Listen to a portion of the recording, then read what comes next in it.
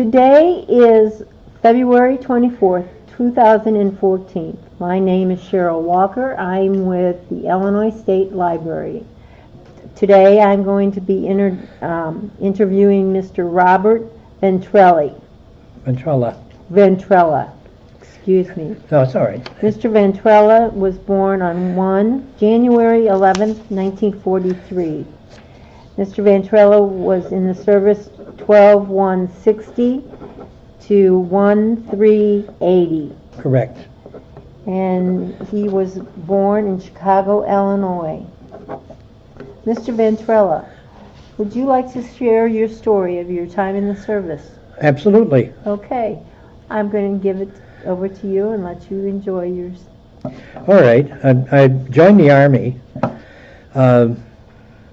I wasn't very good in school. This is why I joined the Army early. I was removed from most of the high schools in Chicago. I'm not very proud of it now, but at the time I thought it was funny. I joined the Army and I went through training. And my first assignment was in a place called Pyeongtaek, Korea. The commanding officer, who I owe a great deal to, I think, made everybody get a high school diploma.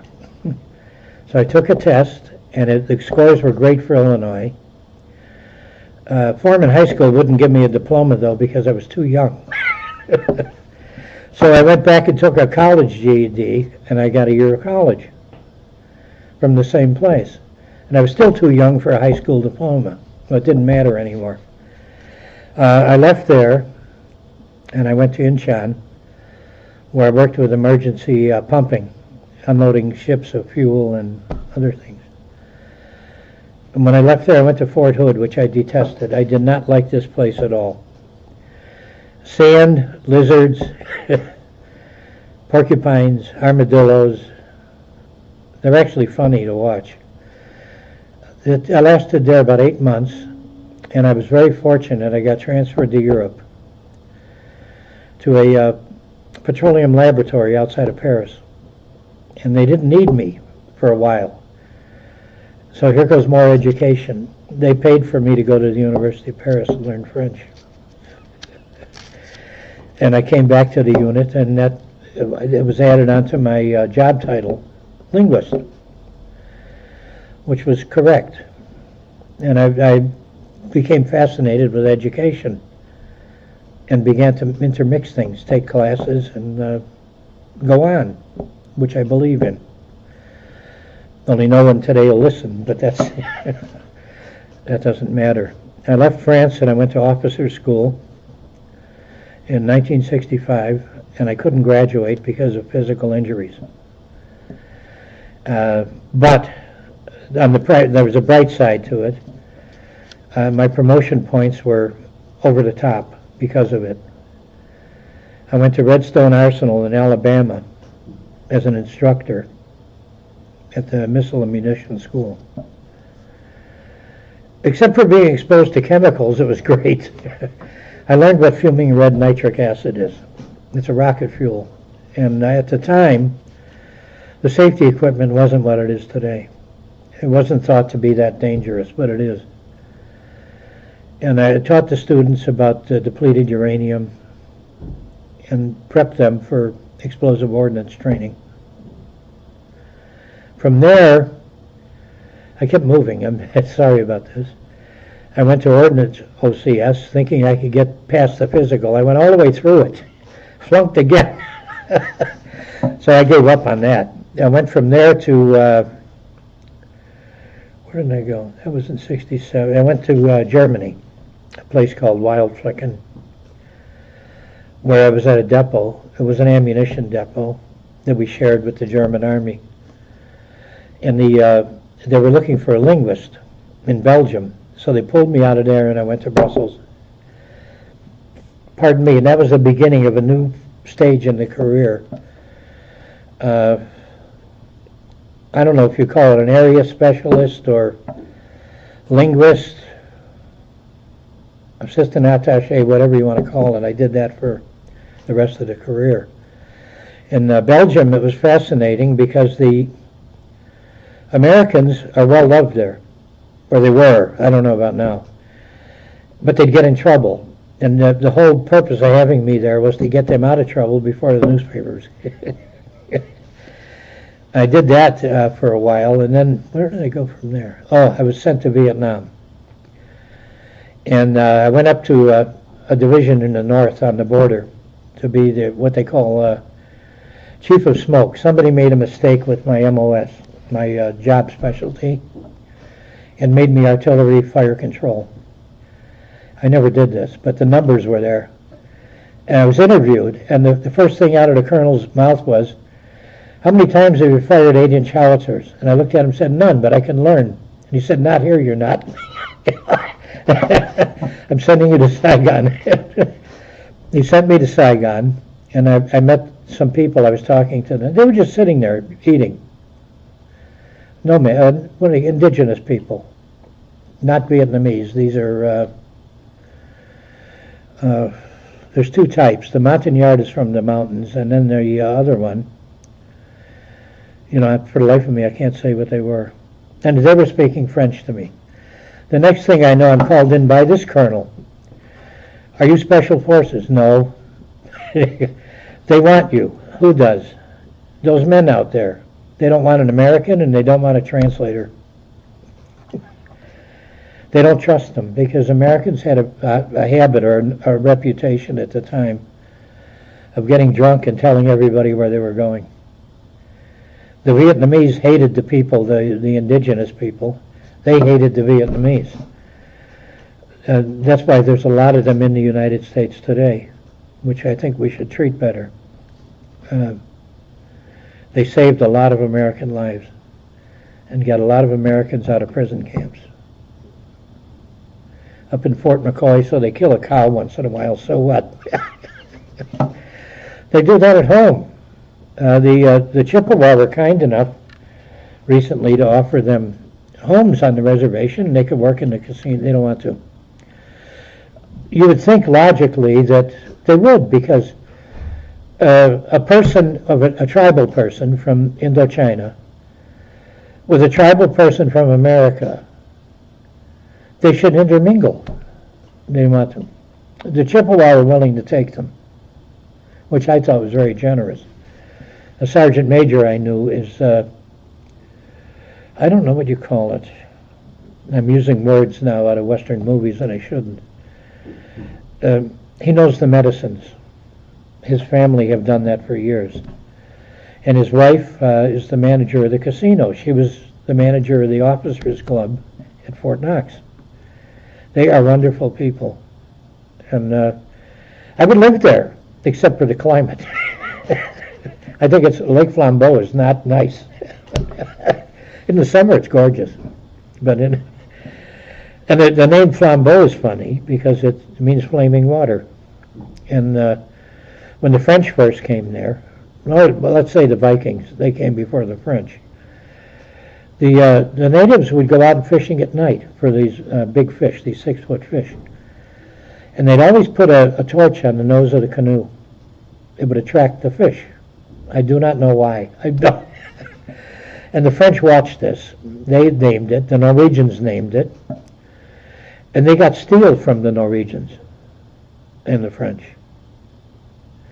The Vikings were told not to trade them weapons. Well, they didn't care. They wanted furs. In fact, some of the Native Americans went on raids in Europe with the Vikings. They were never considered below them. It's amazing. That long ago they were. Well, anyway, back to modern history. Vietnam was an experience, and I had a traumatic brain injury there, and I was wounded across the top of the head and on the spine. I don't remember too much about it. It just hurt. But my brother came to visit one night. He was a pilot, helicopter pilot, and we were not supposed to be there together, but we were anyway. Anyway, he came to visit, and we saw over 400 wounded laying on the runway. And that'll be with me forever. The nurses had tears in their eyes. They had to tag them, red, yellow, and green. Green went in for surgery right away. Yellow, they try to stabilize on the runway. Red, they just fill them full of morphine. Today, that wouldn't happen because of the way medicine has evolved. That's the bright side of war, I think. We might be getting rid of incurable diseases within a few years because of it. Yet some of them are sneaking into our country again, aren't they? Plague coming across the Rio Grande. But plague can be stopped with inoculations, I think. Well, I left there and went to Chicago. I was assigned in Evanston on Howard Street, down the street from Northwestern. It was a military intelligence unit. And what we did was background investigations and other things associated with the state, but that I can't go into. I'm sorry. I didn't agree with it, but I did it. I left there when the newspapers got a hold of us.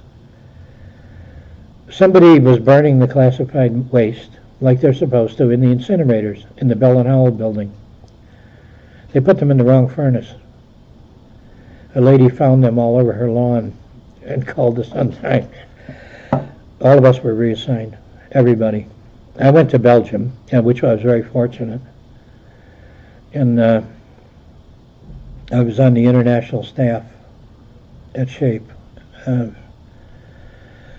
It was fun as well as anything else. I worked for an admiral, and again it involved getting legal things straightened out between us and the Belgian authorities, because that's one of our greatest allies. They always have been. A lot of Americans are in jail, though, for drugs. And the only thing the mothers would say to me was, "What about my husband's career? What about your son?" One was really nuts. I won't forget her. I had no use for her at all. Her husband was an Air Force colonel. The son was in jail. And I went and talked to the son. And I got his brother's phone number, his younger brother, at college. He flew over to sign him out of jail. The judge let him do this. Why couldn't the mother do it? That's something that I don't like.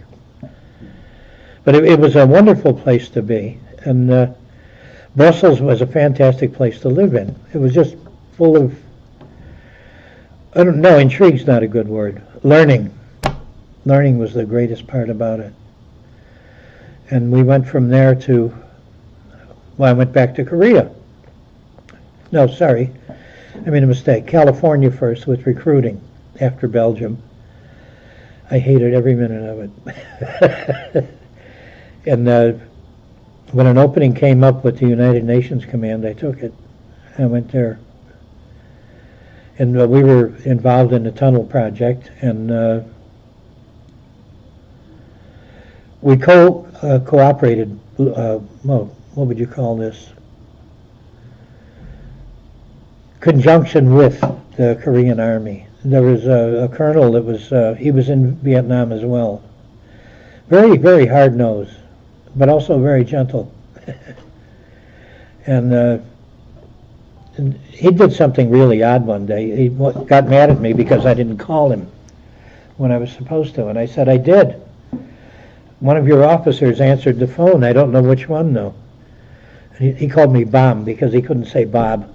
And he said, come down here. So I went down there. He had all the officers lined up in the hallway. And he'd walk along and ask them to answer the phone in English. If they couldn't do it, he'd punch them. And this is their discipline. They're different than we are. They had to learn. 2 weeks, that's it. Or they're going to the DMZ. And they did. They picked it. They got to a point where they can understand you and write your name. And that was enough. He'd take care of the rest. The learning was wonderful. I had 32 Gurkhas work for me for a month from Nepal. I got in trouble the first day.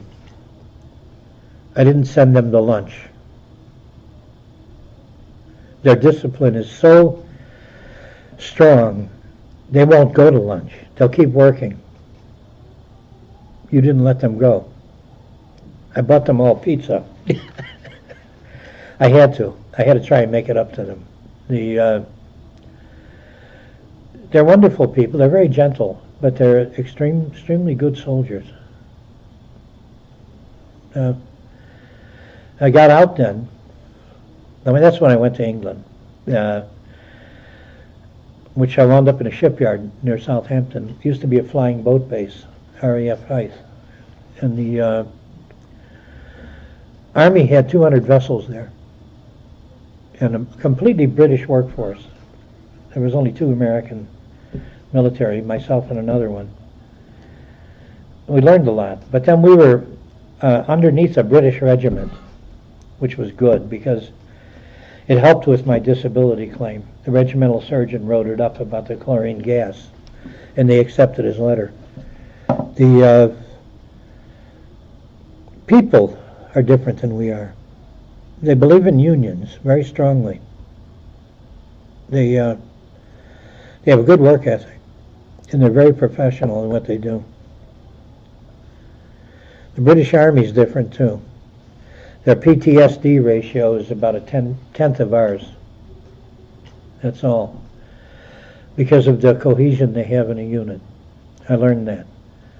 If the 17th Port and Maritime Regiment was sending people to Northern Ireland, they would send a whole battalion.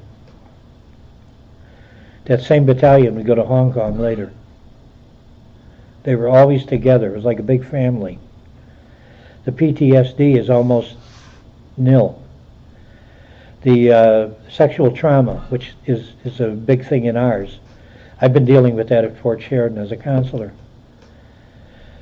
I think it's a lack of duty, honor, and country, but I'm not supposed to say that.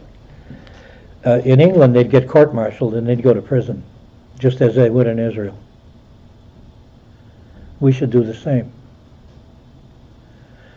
Because the whole military system is based on duty, honor, and country. It can't be replaced by anything else. Or it should not be. And it doesn't matter who's in office. That's your commander-in-chief. Anyway, I got out of there. Came to America. My first job in the post office proved to be a disaster. I couldn't breathe. And I still didn't know what was wrong. The chlorine gas did this to me. I left the post office and went to work at Fort Sheridan, and the next thing I know, I get a phone call. Can you go to Arabia? Sure, why not? I went to the Minister of Defense, and I worked with a tribe, the Al-Shahari. And most of them, it's funny, they're Sunnis. I enjoyed their company and their families, especially the Bedouin. They're very, very kind, not like you see in the movies. Problem is the country's divided in half. The east half is Shiite. They have no use for us. The king has to placate them or there won't be a royal family. That's why he has a strong alliance with Egypt, who has a big army. I just hope they don't destroy that part of the world because of the history. They're not good soldiers, the Saudis. The Bedouins are, but not the city people are not. They think they can buy everything. But they're very decent. You know, the only people I've had trouble with there were the Matawa, the holy police. They whacked me a couple times with their canes for not hurrying up and going to the mosque. I guess I look like them. Came back to the States, and I was a training officer at Fort Sheridan as a civilian, but it was a military job. I had the 7 surrounding states, and I did that quite a while, 6 years. I was recalled to Desert Storm during that time, and the chaplain and I were briefing people on the way over, and then I went over, even after flunking Dr. Taglia's physical. He said, "No, don't worry about it. Go over there, drink tea," and he spent time there himself. The job was great. That was nice, but I was getting people back already from different deployments that needed help. I would try and get them into a program or a school to assist. I was married then. My wife later died of MS in Kentucky. We transferred there with recruiting command. I came back and I used the IVG for the bachelor's degree, and I had a scholarship for the master's, and that was in vocational rehabilitation. And then I did maybe 3/4 on the psychology, and the VA told me to quit, and I understand why. They never get their money back. I don't know how I'm going to be one day to the next. If today was sub-zero, I might have been calling to apologize. I can't breathe at a certain temperature. And there's a nice doctor here. He's wonderful. Ike. His name is Ishmael. He'd beat me up if he sees me without an oxygen bottle.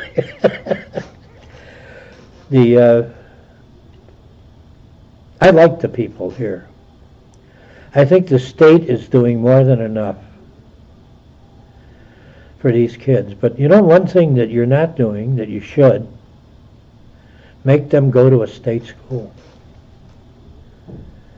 Force them, they're getting an IVG, make them do their first 2 years at a community college so they can get on track. I've had some that couldn't read and write. I substituted for Dr. Dyer at Northwestern, and they go get in there without being able to read. They have to have a computer that gives them ideas. They haven't got their own. They want to see it. Or they want to play games while you're talking to them. I made them all shut their computers off. I wasn't an employee. I could do it. I got told off about that. I ended my military career, finally. It took 10 years for the disability to go through. But I was at 70% to start with. And they gave me 100 for the lungs, based on the chlorine gas and fuming red nitric acid and some other wonderful chemicals. Agent Orange was a biggie too. But the nice thing about it was they gave me enough that I could work for free, and I do that now. These kids will come back. I try to debrief the unit at Fort Sheridan to make sure they don't get out until they have a physical. Make sure they talk to somebody. If they've had trauma, let me know. I can get them dogs. I know getting service dogs is supposed to be hard, but it isn't. If they don't mind a dog that was a bomb dog or whatever, I can get them out of Lackland, Texas. All they have to do is go down and get acquainted with the dog, and then they can take it home. Unfortunately, most of them weigh about 90 pounds. They're extremely gentle.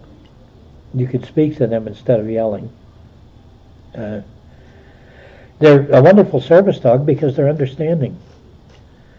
We had some of these young ladies would come in, and they'd stare strangely at me first. And I had one of the drug dogs from the police department with me. They'd sit on the floor, hold him, and talk to him. And he'd pay attention, just like he knew what was going on. He could feel. He couldn't understand them completely, but he knew there was pain. This made him good. I wanted to do it more often, but the cops didn't want me to do it because everybody in that department wanted to feed the dog donuts and cake, and then, like an idiot, I take him back to the police station, powdered sugar. He's up in Milwaukee now, inspecting airplanes. Supposedly he's caught quite a few pounds of drugs. But anyway, I don't think they're feeding them donuts. I didn't realize they were so expensive. But the ones we get out of Texas, by the way, they're free. The old days, unfortunately, we were inhuman. We took dogs that were heroes and let them go to the Vietnamese. They should have came home. Well, we're bringing them home now. And Lackland is, I think it's Lackland or Lackland. Yeah, Lackland. They have them there, and it's very easy to get one. All you do is call them and tell them you want one, and off they go. They're German Shepherds for the most part. There's a few Labradors in there, and a couple of Golden Retrievers. They're all good for this. German Shepherds are not the vicious dogs in the movies. They're one of the most gentle. But if you leave food on the table while you're going back in the kitchen, look out. It belongs to... I found that out up here. I had a hoagie on the desk. I came back and there was paper on the floor. That was, ate the whole thing. Nice dog. Oh, anyway. I enjoyed the military career. I grew up in the military, I would say, and I became a human being in the military. And to me, the beauty of it is I'm able to use it now combined with an education. I never believed that the education would equal the military. Dr. Harry at Northern convinced me. I almost failed my final on the master's because of this. I kept citing the military and leaving off the education. He caught it, fortunately, and he said, do it over. And my wife got quite upset, and she said, how come you didn't mention school? Oh, the school is what's helping me with these kids. I went on for the PhD work. I can understand their problems now. And to me, vocational rehabilitation, get them in a program that you know they can succeed in, because that'll help eliminate the PTSD. My wife's a librarian, by the way. She was an Army captain and she got fed up with the Army and got out. And she's been in a few places in the world too. But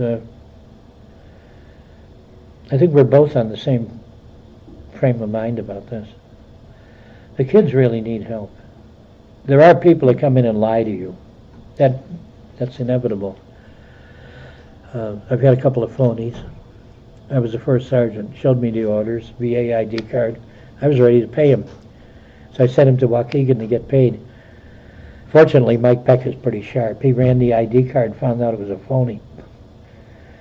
It came from here, but it wasn't issued to anybody. Somebody made it for him here. I don't know who. That happened a long time ago. They arrested him in Waukegan. Him and his wife, they were for being con artists or whatever. The sheriff got very upset that he was going to have to take care of them for the winter. So he took them to Chicago and let them go. Anyway, that's about it for me. Do you have any questions?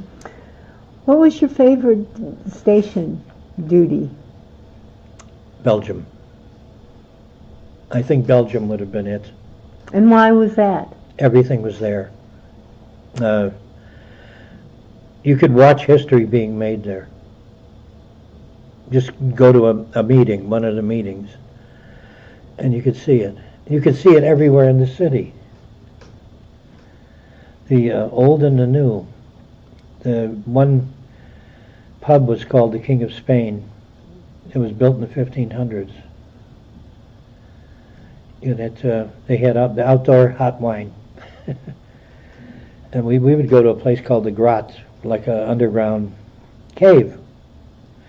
Live music, very good too. Shish kebabs, and you could bring a dog in. We had a dachshund, he'd go in with us. He'd get a shish kebab too. The people, it was the people. England was my favorite for relaxing. Because the New Forest in the south, it's not hustle bustle. It's very laid back, and that makes it nice. And the history again. There's more. Stonehenge is only one, maybe of 1,000. They're all over. There's roads in the New Forest that have the same circles of stones. So they'd make the road around it rather than chop them down and go through it. And they did something else there that was nice. They have New Forest ponies. They're free rein. You take your ponies and turn them loose. That's nice. And badgers, which were not nice. But the government dug tunnels under the roads in the New Forest so the badgers wouldn't get hit by cars. They can go in the tunnel and go across. Hedgehogs, I think hedgehogs are my favorite. Saucer of milk outside for them at night, and you find little footprints in the morning. But the combinations, I haven't mentioned military, have I? I guess I learned how to divide one from another. I hope it doesn't bore you. No. No. So, what?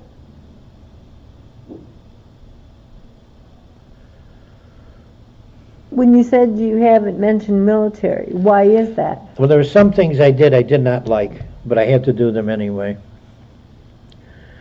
And I do own a few rifles, even now.